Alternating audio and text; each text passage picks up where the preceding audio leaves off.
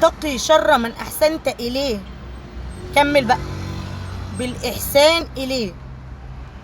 بمعنى إن البني آدم أو الإنسان اللي أنت بتحسن إليه وتديله وتساعده وتقف جنبه،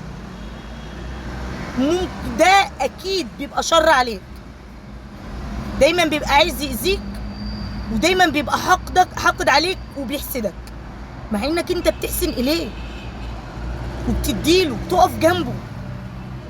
تتقي شره بإيه بقى؟ لأنه هيبقى شر بالإحسان إليه، بإنك لازم على طول تفضل تحسن إليه، لأنك لو بطلت تحسن إليه بيبقى شر عليك، ودايما بيبقى حاقد عليك وحاسد عليك.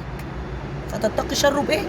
بإنك تحسن إليه. يا إما نعمل حاجة تانية، ما تحسنش إليه بقى ولا تقرب منه ولا تعرفه خالص في حياتك، تلغيه، لأن أنت أحسنت إليه ووقفت جنبه وعملت له وهو برضه حاقد عليك. فأنا بالنسبة لي بقى إيه؟ قطمه أحسن من نحته.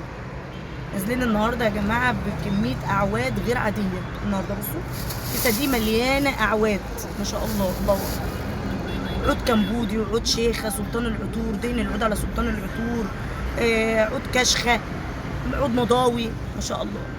ادعوا لي ربنا يحسن سوقهم يا جماعة، وكل اللي احنا أحسننا إليهم وبرضه من جواهم تعبين، يا رب انت عليهم يا رب، انت عليهم يا رب. رقم تليفوني 010 69 42 89 48.